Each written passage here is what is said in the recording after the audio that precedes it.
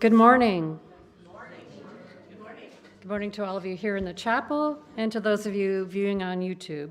I'm Jan Apland-Curtis, your worship leader today, and we're especially glad to have those of you who may be here for the first time. We hope to see you again soon. And I'd like to remind you, before we get started, to please silence your cell phone or other devices at this time. And today, Reverend Robin Zucker will be our speaker, our own minister, with the topic of Dolly Indivisible, Reaching Across the Cultural Divide in America. And I want to take a moment for land acknowledgement. Eastrose Fellowship sits on the occupied territory of the Clackamas Chinook people, who were forcibly displaced from this land to the Grand Ronde Reservation in 1855. We acknowledge the sacrifices endured by the ancestors of this land. And our presence here today is only possible because of the injustices committed against them. We recognize the inherent sovereignty of the Chinook Nation and Confederated Tribes of Grand Ronde, who carry on the traditions, history, and legacy held by their ancestors from time immemorial to this day. We seek meaningful relationships with these communities that foster repair. We'll now take a moment and greet each other here, both here in the chapel and to those online. Please stand first and face the back wall by the clock where the cameras are and wave to our friends at home. And next, turn to your neighbor and say hello.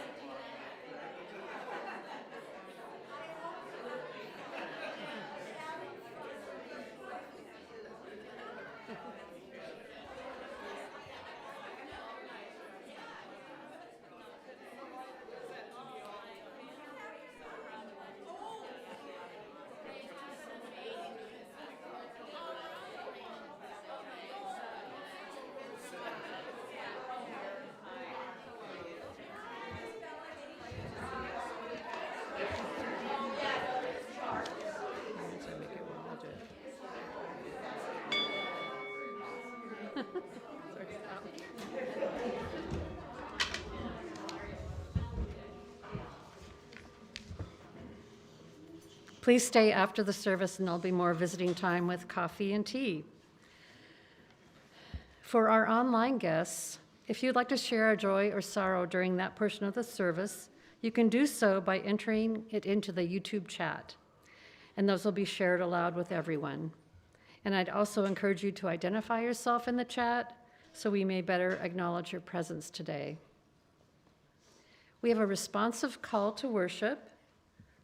I'll be reading the words in gold, and you'll be reading the words in white. Blessed are you who can question your own assumptions and listen with an open mind. You will receive new insights beyond your imagining. Blessed are you who suffer the attacks of others to stand up for what is right. You will not be alone, for your courage will inspire others to rise. Blessed are you who build friendships as well as justice, even when you lose an issue. You will have strengthened the foundation of your community. Blessed are you who agitate the placid waters of complacency. You will create waves in the inertia of privilege and will know the thrill of riding the surf of change.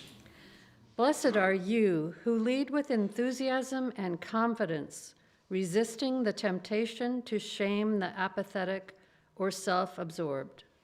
You will inspire curiosity and hope in others. Blessed are you who do not demonize your opponents. Your eyes and your hearts will be open. Blessed are you who study the rhythms of history.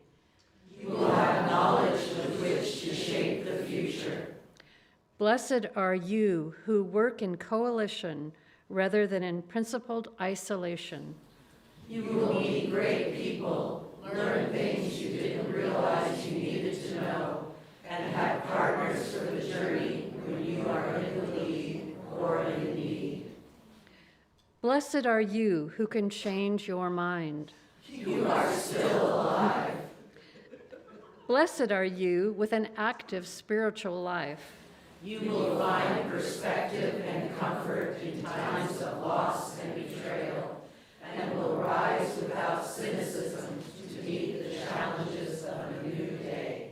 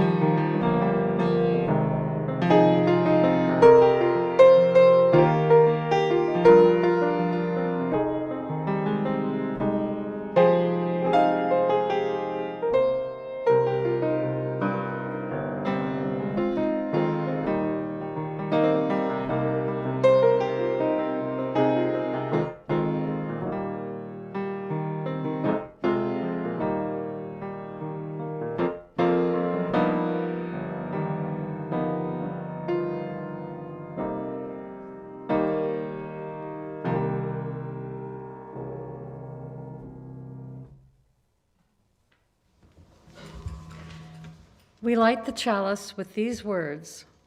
May the flame of this chalice give light and warmth to our community when we are joyful and when we feel despair. And may this warmth spread in wider and wider circles beyond our walls. Good morning, everyone. Good morning. I'm wearing my Dolly Parton butterflies.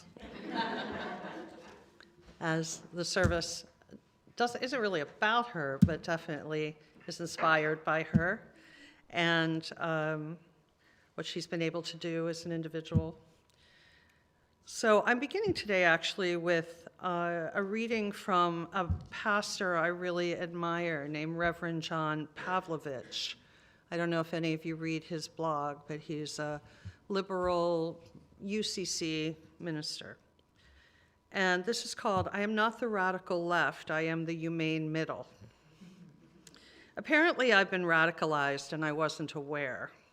Certain people call me the radical left all the time. I never considered myself radical before. I just thought I was normal, ordinary, usual. I thought equity was important to everyone. I imagined America was filled with people who took that life, liberty, and the pursuit of happiness stuff seriously for all people. I thought the golden rule was actually mainstream. Recently, I took an inventory of my positions, screening them for extremism. I believe in full LGBTQ rights. I believe we should protect the planet. I believe everyone deserves health care. I believe all religions are valid. I believe the world is bigger than America. I believe to be pro-life means you treasure all of it. I believe women should have autonomy over their own bodies. I believe whiteness isn't superior and is not the baseline for humanity. I believe we are all one interdependent community. I believe people and places are made better by diversity. I believe people shouldn't be forced to abide by anyone else's religion. I believe non-American human beings have as much value as American ones. I believe generosity is greater than greed, compassion better than contempt, and kindness superior to derision. I believe there is enough in the world for everyone, enough food, enough money, enough room, enough care, if we unleash our creativity and unclench our fists. And I don't think I'm alone. In fact, I'm pretty sure that most people reside here in this place alongside me. The desire for compassion and diversity and equity and justice, that these things aren't fringe ideologies or extreme positions, but simply the best way to be human. I think most people want more humanity, not less. I think the vast middle, the humane middle, is exhausted by the cruelty these days. That these aspirations seem radical to some people is probably an alarm that they've moved so far into the extremes of their fortified ideological bunkers and have been so poisoned by propaganda that normal now seems excessive, that equality now seems oppressive, that goodness feels reckless. Maybe the problem is these people are filled with fear for those who are different, so conditioned to be at war with the world, so indoctrinated into a white nationalist religious point of view that they've lost sight of what a human being looks like anymore. I'm pretty sure I don't represent the radical left, but the vast, disparate, compassionate, humane middle. People who are not threatened by someone else's presence, who do not see another person's gain as their loss, who don't worship only a Caucasian American God. I suppose humanity feels radical to inhumane people, in which case I'll gladly be here in my extremism. We are going to sing a Dolly song, one that almost everybody knows. So please rise, the words will be on the screen, and we will sing 9 to 5. Okay. Micah, take it away. 9 to 5.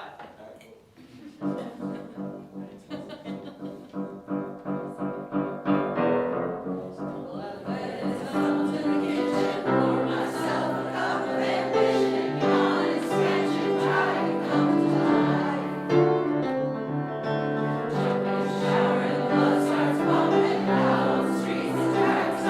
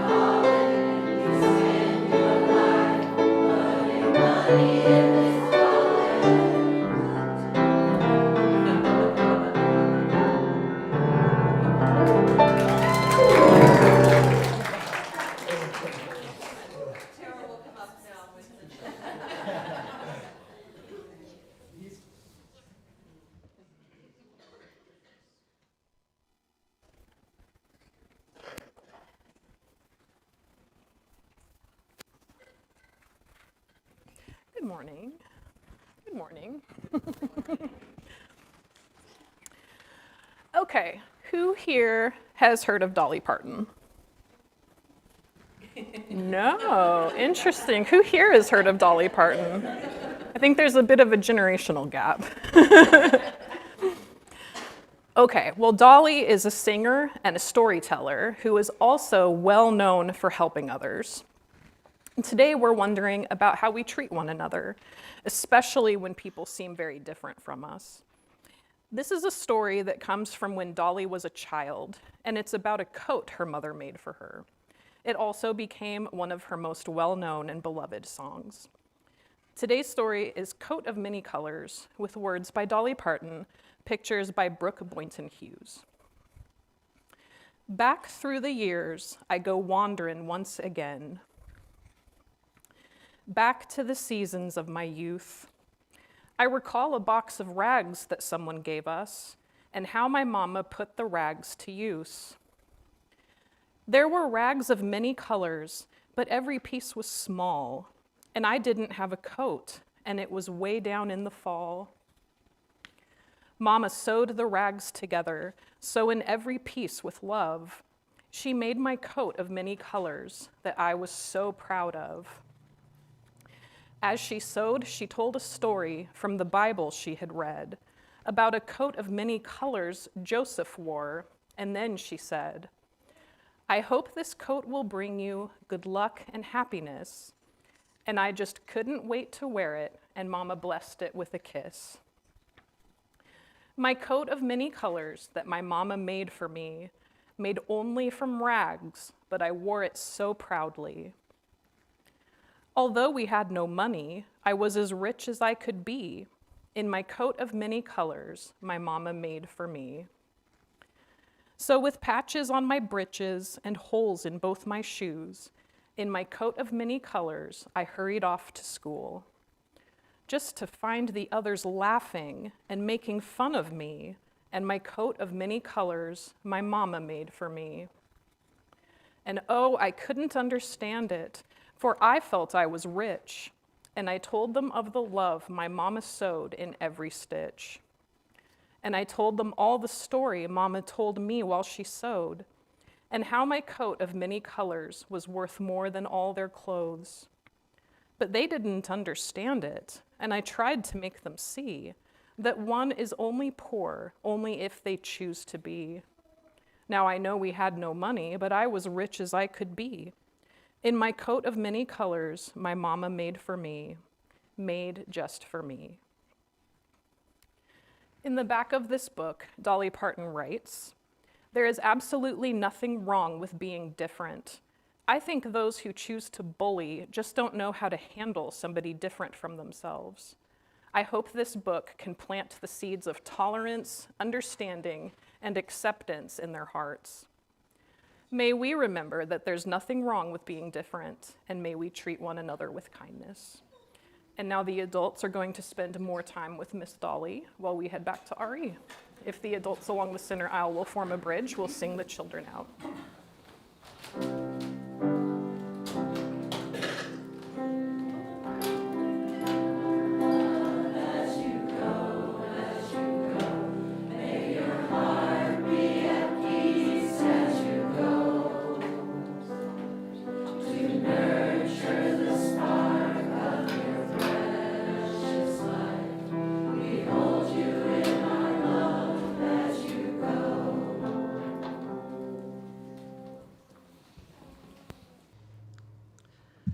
So now we're going to enter into some quiet time together. And I invite you to put your feet on the floor and uncross your arms and sit up straight if you feel like you might be slouching. Like, feel like maybe you have like a little string on top of your head and it's just like pulling you up into a alignment of energy.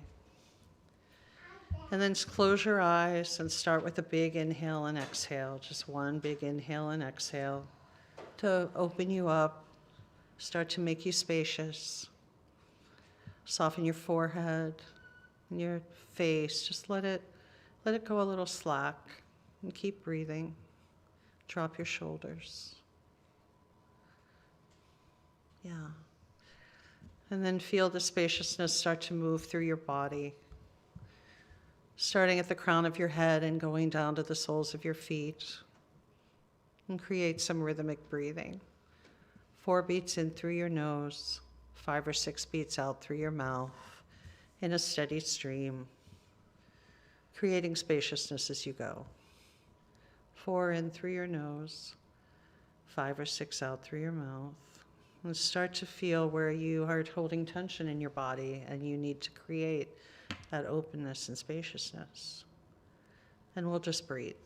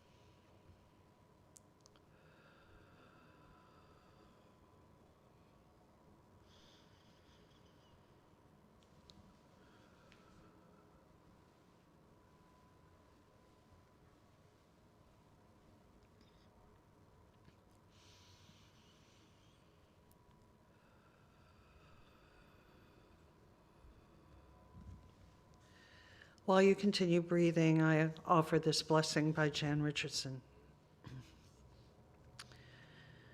This is a blessing for the moment after clarity, after inspiration, after you have agreed to what seemed impossible. This blessing is what follows after illumination departs, and you realize there is no map for the path you have chosen, no one to serve as guide, nothing to do but gather up your gumption and set out. This blessing will go with you. It carries no answers, no charts, no plans. It carries no source of light within itself. But in its pocket is tucked a mirror that from time to time it will hold up to you to remind you of the radiance that came when you gave your awful and wondrous yes.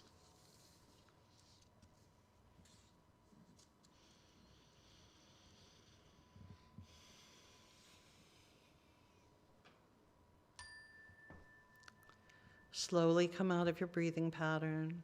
Maybe do 1 or 2 more rounds. And then a very big releasing exhale.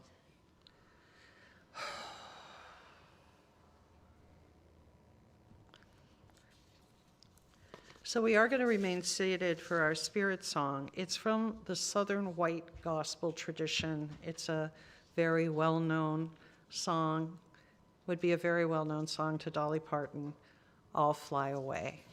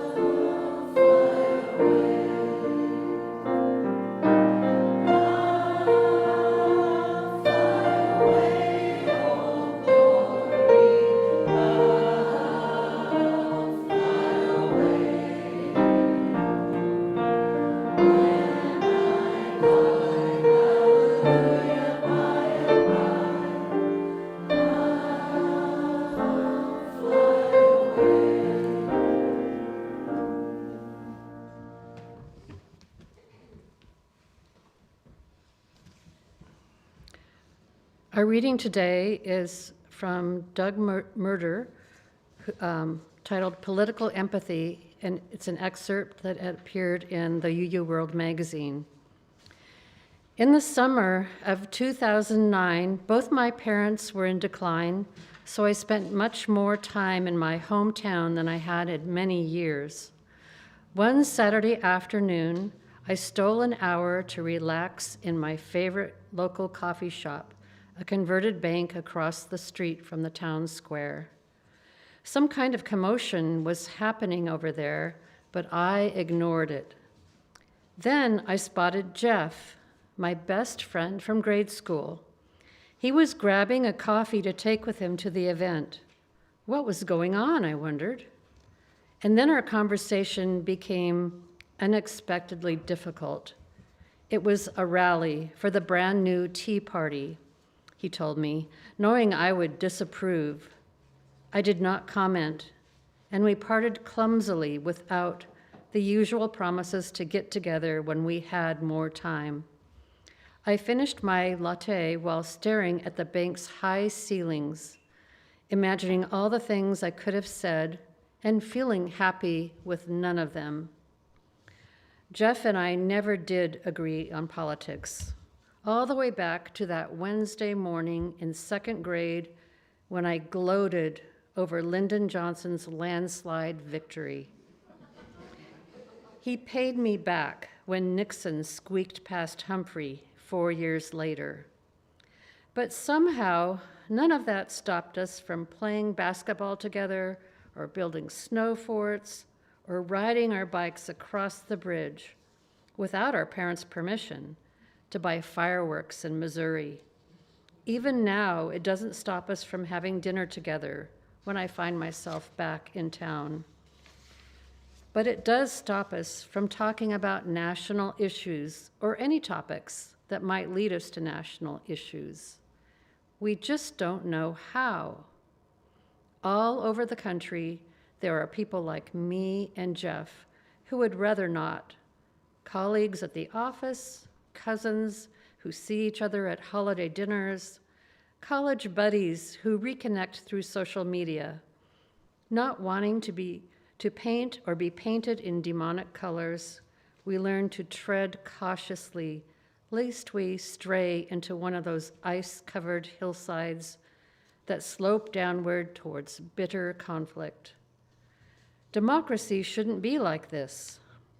These moments when long-parted paths merge and old friends compare their experiences, those should be our society's most productive conversations, the moments when we map the elephant we have been blindly examining.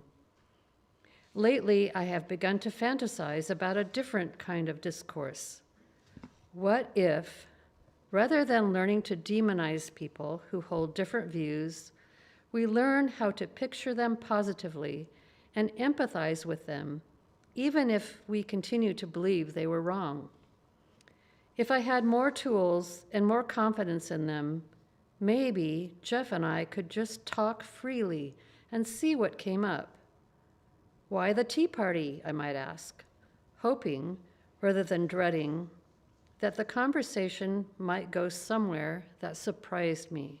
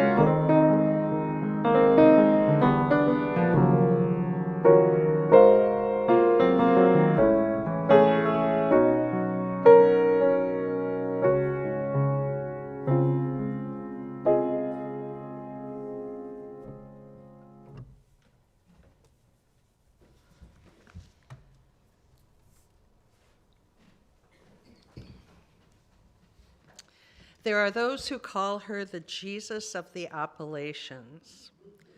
Dolly Parton, all twangy cornball vernacular, pink butterflies, big hair, and extraordinary talent.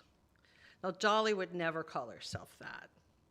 Yet even hard-nosed New York City journalists who spend time with the bouffant wonder says she gives off an absolute healing power. You just feel good when you're around Dolly. Now, disclaimer, I am a fan. I like Dolly. I admire her musical talent, and I deeply respect her drive, her philanthropy, and her inherent kindness. This is not a hatchet job. But Dolly offers a fascinating conundrum, even a challenge in 2026. Can you have as much influence as Dolly Parton and not take stronger stances on dire social issues like racism or marriage equality or feminism, or well, just about anything you can name? And how is Dolly so beloved by Americans all across the political, racial, and ideological spectrum? Her concerts are like a local census, one journalist said. She's more than merely crossover. Gay men in Key West and evangelicals in Little Rock adore her and identify with her equally. Is this the result of a well-deployed PR campaign or a savvy and authentic approach to being an exemplar rather than a loudmouth? Now, one scholar who has studied Parton's appeal and her place in the social history of white Southern women says this: she is embraced by queer folks and feminists at the same moment that she's declared a queen by Confederate apologists.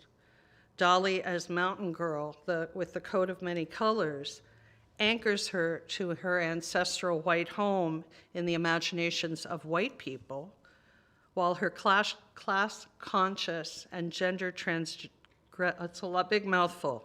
Her class-conscious, it's a quote, and gender-transgressive performance of whiteness becomes a signifier for white progressives who embrace gender fluidity and working-class ideals. You wouldn't believe how many scholars are into Dolly. It's quite a bibliography. Bless their sweet hearts. A journalist tweeted last year, Dolly Parton, sitting in a pew on stage, just got a stadium full of New Yorkers to shout amen. And then nothing says #pride like a stadium full of gays singing Here You Come Again with Dolly Parton.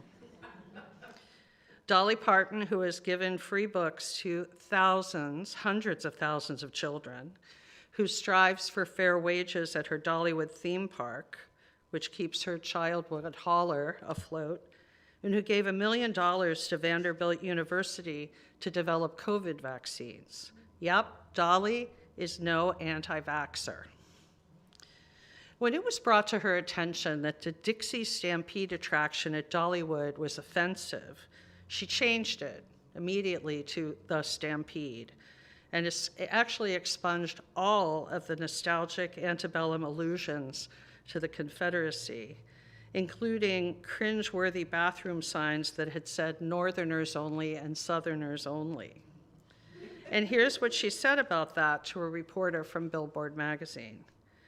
There's such a thing as innocent ignorance, and so many of us are guilty of that. When they said Dixie was an offensive word, I thought, well, I don't want to offend anybody. This is a business. We'll just call it the Stampede. As soon as you realize that something is a problem, you should fix it. Don't be a dumbass. This is Dolly. That's where my heart is. I would never dream of hurting anybody on purpose. Dolly is the humane middle that John Pavlovich spoke about. No one decided to boycott her. There was one incident, though, when she recorded the theme song, Travelin' Through, for the film Transamerica, which is about a trans woman driving across the country with her son. Someone tried to wrestle up a mob to cancel her, and it fizzled out almost immediately. Nobody wants to cancel Dolly Parton. Dolly was speaking to Billboard magazine in July 2020 as the country was engulfed in protests following the police killing of George Floyd. The interviewer asked her what she thought of the movement, the Black Lives Matter movement. "I understand people having to make themselves known and felt and seen," she said. "And of course, Black Lives Matter. Do we think our little white asses are the only ones that matter? No." Dolly Indivisible. Now, this kind of deft political quasi-answer, is the sort of move Parton has been employing her entire career. She expresses empathy rather than partisanship. She understands why people have to make themselves known, even if she is not showing up for the protest herself. And she affirms that she loves everyone. And since she loves everybody, of course, their lives matter. When asked if she is a feminist or for labor movements, especially in light of her anthem, 9 to 5, which we sang today and which couldn't be more timely, right? About wealth inequality and the anger of the working class in America today. When she was asked about that, she finally relented after deflecting the question for years, and again said, "Of course I support women's equality." What a question. She suggested that it was really a ridiculous question, given what she sings about and what she has done with her own life, rising from that person of poverty to great stardom and wealth and giving so much of it away. She's that poor girl who wore a coat of rags, a working class warrior with talent, who got so rich and shared it with folks in need, with children, with medical researchers. In 2023, Parton divulged that she invested the royalties from her hit song, "I Will Always Love You," the song made so famous by Whitney Houston, in an office complex in a predominantly Black area of Nashville, and that she did that to honor Whitney Houston, who made her song a mega hit. Did you know that Dolly Parton wrote "I Will Always Love You"? She explained, "I'm going to be down here with her people who are my people as well." Well, who does that? Dolly does that. At one point, the Tennessee legislature considered a bill to put up a statue of her on the Capitol grounds, and her response was, she asked the legislature to remove the bill from consideration. "Given all that is going on in the world," she said in a statement, "I don't think putting me on a pedestal is appropriate at this time." She also turned down a Congressional Medal of Freedom from Donald Trump. She feigned humility, but many felt she just didn't want to be photographed with him. In fact, that was sort of believed pretty strongly. But we have to look back at her appearance on the Emmy Award show in 2017 with her former co-stars Lily Tomlin and Jane Fonda, both notoriously outspoken liberal activists. Back in 1980, when we made that movie, we refused to be controlled by a sexist, egotistical, lying, hypocritical bigot, Fonda said, quoting one of the repeated lines of 9 to 5, and in a clear reference to Trump, Tomlin chimed in, "And it's true in 2017, too. We refused to be controlled by a sexist, egotistical, lying, hypocritical bigot," and there were thunderous applause. Parton, who stood between Tomlin and Fonda, went wide-eyed and took a step back from the microphone, although she continued to smile gamely. Fonda threw her arm around Parton's shoulders as she went on with the award show patter about supporting actors, and then Parton stepped forward with her go-to deflection move, a boob joke. She says, "Well, I know about support," she cracked, gesturing to her chest. "Hadn't been for good support, shock and awe here would be more like Flopsy and Dropsy." And there was wild laughter. Dolly has often quipped, "When in doubt, make a boob joke." Now, how do you think that might fly with your MAGA hat-wearing uncle on Thanksgiving? A boob joke in response to his declaration that the prophet QAnon is a patriot, where he mentions his concern about Jewish space lasers, or Democratic pedophile rings led by Tom Hanks, of all people, the Jimmy Stewart of our generation, in pizza parlors. Admiring Dolly and being Dolly are two very different things, and her shtick is much harder to pull off than it looks, as we've heard in our readings today. Navigating the divides in America, is even harder now than it was for Doug Muter, who shared his experiences in the UU World article, Political Empathy, which Jan read an excerpt from. Now, Muter wrote that piece in 2013. You know, them's the good old days, starkly innocent compared to what we're grappling with today. If you've come here this morning reading my sermon description, expecting either a grand old Opry music fest or some answers on how to solve the ever-deepening and dangerous fractures in our country, sorry, no can do. I'm still not the Oracle of Delphi, a guru, or a Nobel Prize-winning social anthropologist, although the music has been pretty dang good today. That said, I've uncovered some fascinating and ultimately helpful ideas for this service.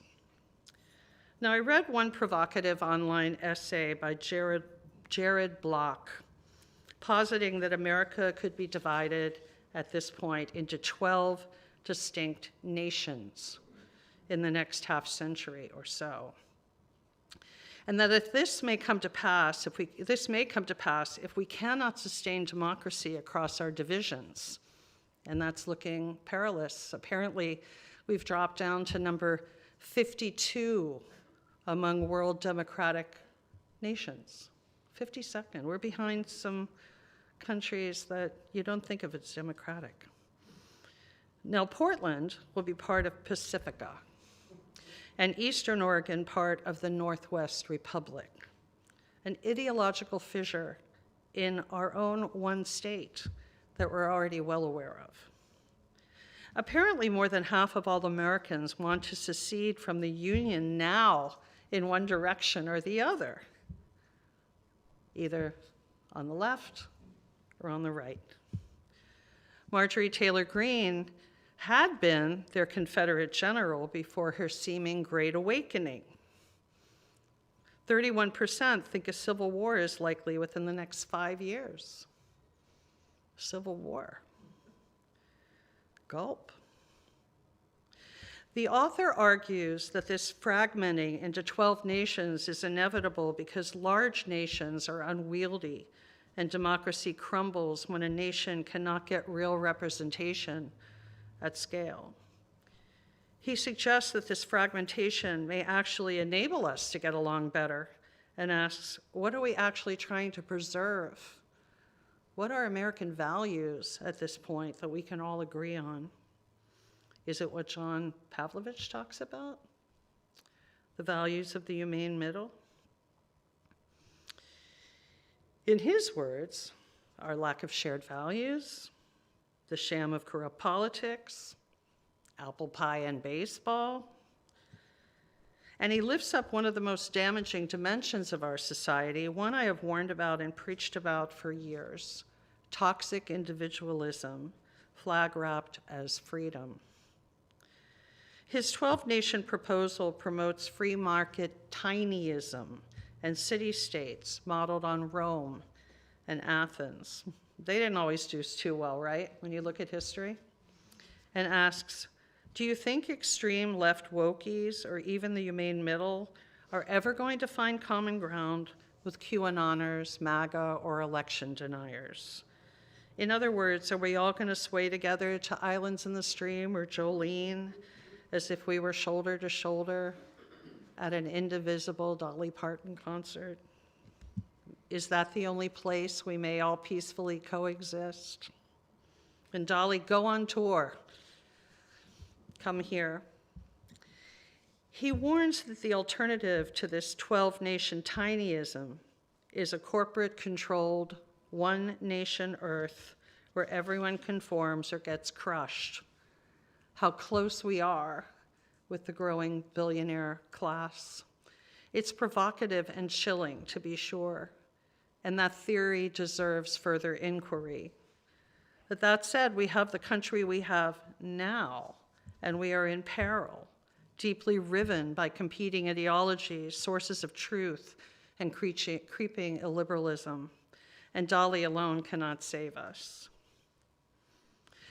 A noteworthy book that I have mentioned before, but it's always worth mentioning, that was first published in 2012, is being rigorously discussed anew by pundits, scholars, podcasters, preachers of all stripes. It's called The Righteous Mind, and it was written by Jonathan Haidt. It explores the science of morality and values formation, how we live in matrices which bond us together around ideas and beliefs, but it's also about groupthink, about righteousness, about flexibility and inflexibility. Ask yourself, do you have a righteous mind? One with no flexibility of belief? Are your attitudes so hardwired and fixed that there is not leeway for persuasion? Do you shut down or label opposing views because they do not deserve a platform, even for respectful dialogue? Are you always right? This behavior is now rampant on college campuses and all throughout our culture. Now, Easter is coming up. Dolly may be the only safe topic at the dinner table. We enter some of our family gatherings now with an armored suit on these days that used to be easier. We may decide that it's okay to agree to disagree, because who wants Uncle Ned throwing a pineapple-studded ham through the bay window over an argument about student loan forgiveness? I have a congregant who told me that happened once in her family. Her uncle threw a turkey through the bay window because they were arguing about something political. I do love the meme I saw last year, though, that says, "Sure, we can be friends and disagree," says one woman, and the other one replies, "Yes, girl, about pizza toppings, not racism, marriage equality, reproductive choice, or voting rights." And it's worth noting that she was willing to unapologetically express this perspective to her friend. Our beliefs are hardwired to our emotions more than they are hardwired to our brains. Did you know that? That's why cult leaders are so persuasive. And to persuade someone with differing truths and views, you need to appeal to their emotions and their moral foundations. Haidt tells us that we have two systems at work in controlling our cognitive processes: reason and emotions. And believe it or not, our rational minds function in service to our emotional responses. We are also naturally tribal and groupish and bind ourselves to comrades with shared values. And this team building can actually shut down open-minded thinking, especially if we've made a belief ironclad, sacred, and untouchable. I once preached a sermon called "How to Be an Open-Minded Unitarian Universalist." And people thought, well, why would you need to preach that? This is why I needed to preach that. We actually lose the ability to think clearly and are easily triggered by a challenge to our shared beliefs. And this is a danger for us progressive UUs, not just the MAGA fringe. In 2018, a pair of researchers discovered that after the 2016 election of Trump and the rise of conspiracy theorists and groups like the Proud Boys, Thanksgiving dinner became an hour shorter. They actually did a study. Political polarization is actually reducing the amount of time Americans want to spend with each other, with their loved ones. They concluded that 34 million person hours of cross-partisan discourse were eliminated due to the effects of an intensely negative presidential campaign. What can we do to have better conversations? To have any conversations at all beyond awkward avoidance? Researchers say that the key is to stay positive and respectful and foster a discussion based on understanding the other person rather than trying to discredit them. I once learned from a professor, listen to understand rather than to agree. It's hard to do, but worth it. Ask questions. Be curious. Be open to how the others see the world, no matter how absurd or repugnant it sounds to you. Better Angels, a group founded to foster more constructive dialogue, suggests these approaches. One-on-one conversations if possible. Agree to be respectful. Find commonality with the other person. Stay calm. Avoid gotcha questions. Don't label with words like racist or snowflake or wokey. Don't dominate and need to win. Encourage storytelling. And if necessary, disengage for self-care. You don't have to do this if you don't want to. And if someone becomes so toxic in your life, you may decide it's just the best to stop trying. But the way to change people's minds, make them less righteous, is to mirror the other person's framework, to appeal to their deeply held values. For instance, they found that conservatives were more open to supporting same-sex marriage when it was contextualized this way. Same-sex couples are proud and patriotic Americans who contribute to the American economy. It's true. Liberals go wrong by missing this approach and making arguments instead based on liberal talking points. And conservatives didn't do that much better in the study. Of course, it's quite difficult and perhaps even disingenuous to argue from values that aren't central to your own worldview, but it may open doors and minds. For instance, Aunt Millie passes the scalloped potatoes and proclaims that all those liberals want to turn our country into a socialist regime like China. And you take a deep breath and you respond, Aunt Millie, I know we're both proud Americans, and I know how much it has meant to your family to have Medicare and Social Security, the GI Bill, WIC for childhood nutrition, and Head Start so little Jimmy could go to preschool. I'm grateful for all those things, and they are all part of a democratic socialist system we already have in America. More like Sweden than China, because we have freedoms, eroding as they are. And by the way, most of these programs were spearheaded by Democrats like Roosevelt and Johnson. Let's print that. We should print that on a little portable index card. Now, this may not end the discussion, but it may move the needle a little bit, even if Aunt Millie ends up saying, well, I don't know about that. Or facts are so pesky. In 2017, a nonprofit brought together folks at more than 1,300 dinners and called it the People's Supper Project. The idea was to encourage participants to build bridges across their divided beliefs, to engage in brave and engaging dialogue, to be honest and not judgmental, to use I statements and resist giving advice. And you can find the resources for this, the People's Supper Project, and discussion cards online, and they're very interesting. Jonathan Haidt himself commented on this project, saying, if you really want to open your mind, open your heart first, like Dolly. Sure, there are some folks who label Dolly a cop-out and that she should just come out and say what she believes. I'd say that in the main, though, she does, through her actions.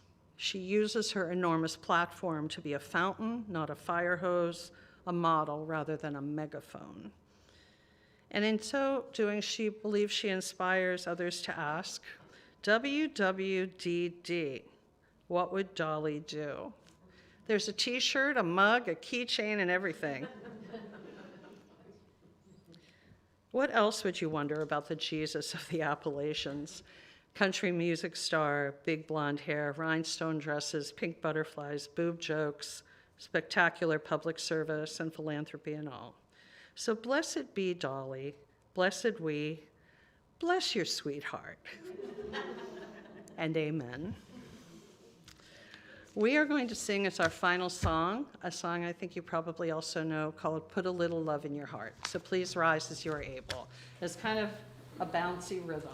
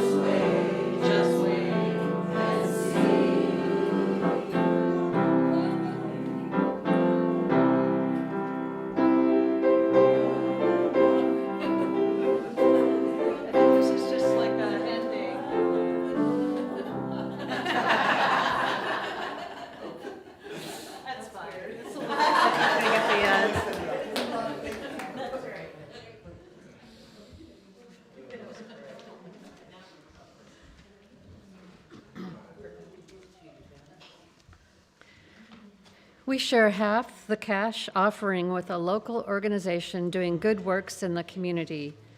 Portland Immigrant Rights Coalition is our Sharing the Bounty partner from March through August. They work to empower immigrants, unite families, and build a just community. PERC maintains a hotline to report ICE activity, provides referrals to legal aid and social services, trains rapid response migrant watchers, and maintains a daily presence at the Portland Immigration Court and ICE building. If you're attending online, you may donate by visiting our website and clicking the donate button, or you may scan the QR code on the screen.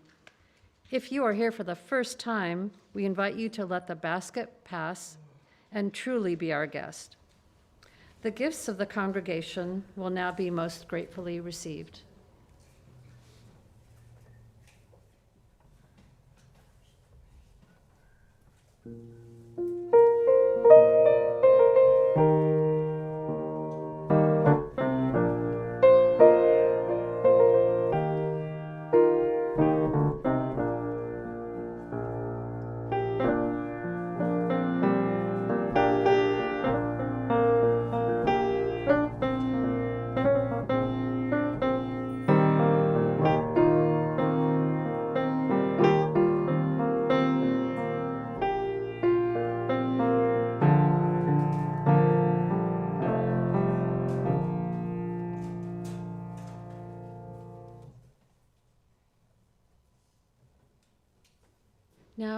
Please remain seated and we'll sing our song of gratitude.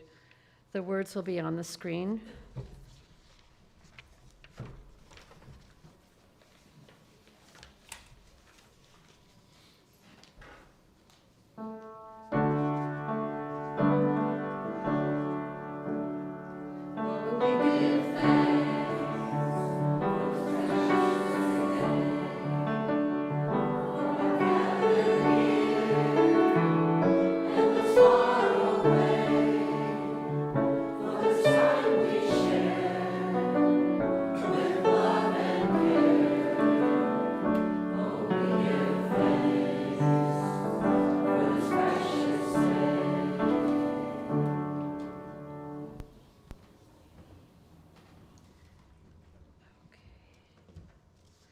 We'll now extinguish the chalice with these words.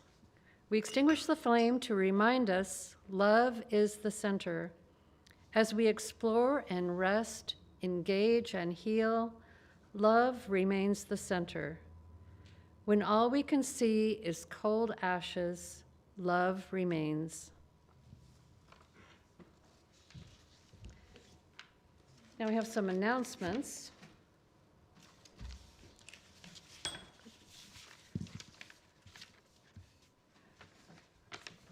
From Karen Wolfgang, there will be a plant sale that's an Eastrose fundraiser.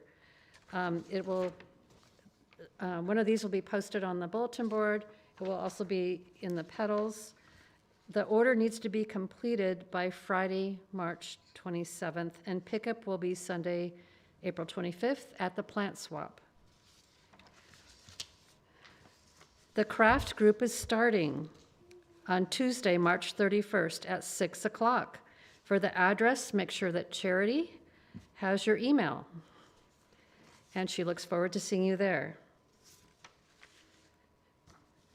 The Good Trouble Gang is going to be meeting at Eastrose to go together to the No Kings March on March 28th, Saturday. The time will be figured out and announced later. It will be in the petals.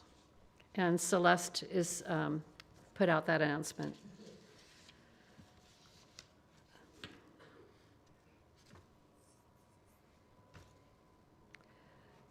Karen Pyle wanted to make an announcement.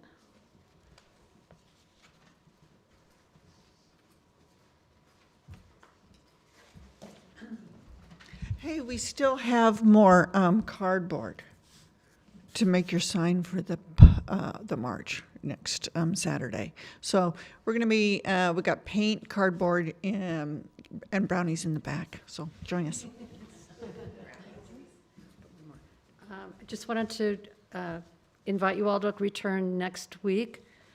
It will be Reverend Robin's Sunday off, but we'll have Reverend Katie Larsell here with Worship Leader Patty Walsh. So I hope you can join us again then. Thanks, Jan. We won't be having spirited conversations today. I'm not here next week. You could maybe persuade Katie to do spirited conversations with you.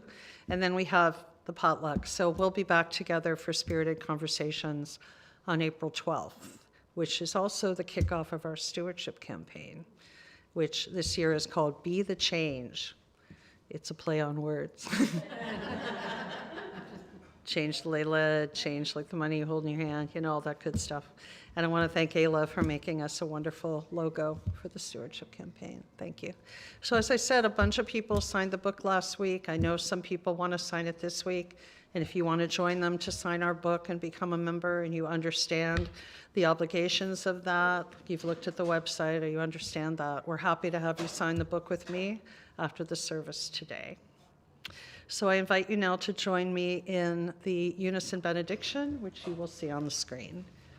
Go out into the world in peace, have courage, hold on to what is good, return to no person evil for evil, strengthen the faint-hearted, support the weak, help the suffering, honor all beings. May you go out in love and return in joy. Please remain seated for the postlude. This is for my dad.